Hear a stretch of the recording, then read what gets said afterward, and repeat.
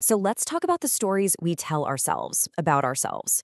We're going to dive into that really complicated, often blurry line between truth, deception, and what it even means to have an identity. Let's just start with this quote from Nietzsche because, wow, it perfectly captures this little battle that happens inside all of our heads. You've got memory on one side, the facts, right? What actually happened.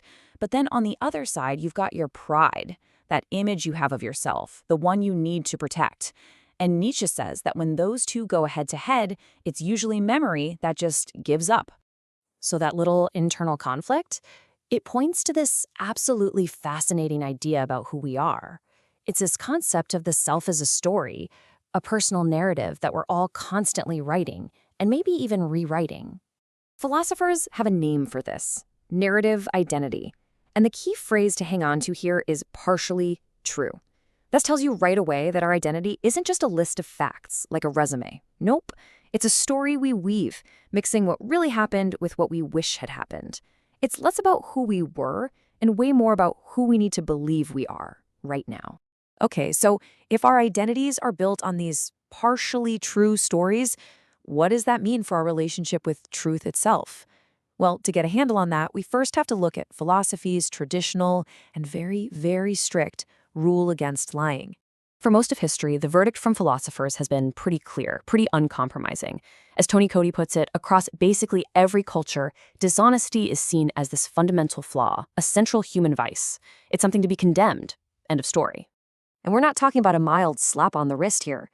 Thinkers like Augustine and Kant, they used incredibly strong language. They argued that lying doesn't just fool other people, it actually damages and deforms the liar themselves. And it corrodes the very trust that holds our language and our entire society together. So that seems pretty straightforward, right? Lying is bad, case closed. But is it really always that simple? Is every single untruth a moral savior?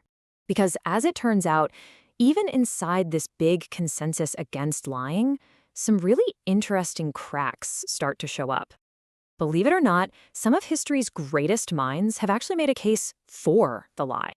And this is where you see the tension perfectly. On one hand, you've got this absolute condemnation. But on the other, you have someone like Plato arguing for a noble lie, a fiction told by rulers for the greater good of the whole society. Or you get Henry Sidgwick, who even talked about a high-minded lie you could tell yourself to develop virtues like humility.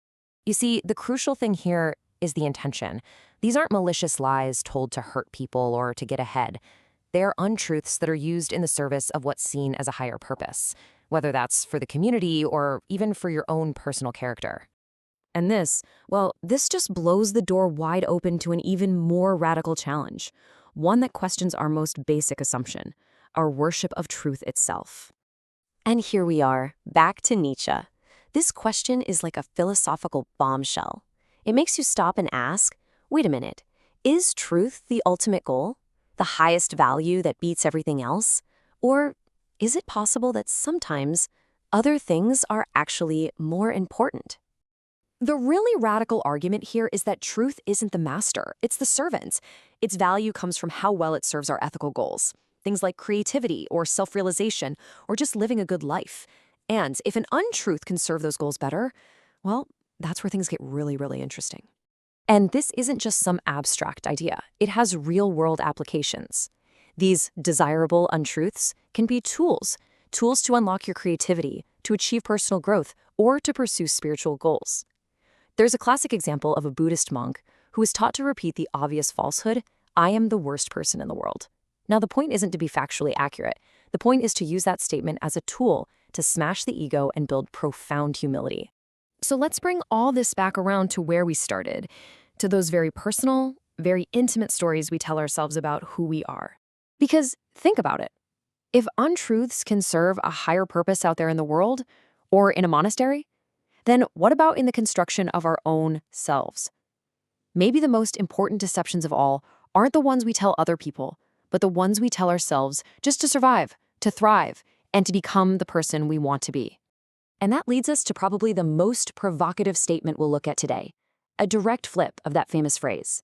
The idea that sometimes the illusions we build for ourselves are the very things that allow us to function, to grow, and maybe, just maybe, to find our own kind of freedom.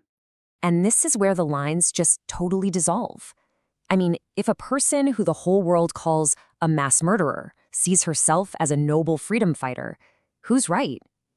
When one person's objective fact is another person's propaganda, where does the truth of that person's identity even live? Or think about this one. Someone stands by their partner even when all the evidence, all of it, points to a terrible betrayal. Are they just deceiving themselves to avoid a world of pain? Or is that fierce belief, that loyalty in the face of the facts, is that what we call love? So at the end of the day, what this all really suggests is that the truth of who we are is almost never a simple checklist of facts.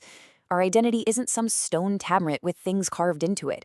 It's a living story, a complex mix of real memories, our hopes for the future, the necessary self-deceptions we need to get by, and the narratives we ultimately choose to believe in. So I'm going to leave you with this final thought. If your identity is a story that you are telling yourself right now in this very moment, who exactly is holding the pen? And how much of that story is made up of those desirable untruths, the ones that just might be setting you free? Something to think about.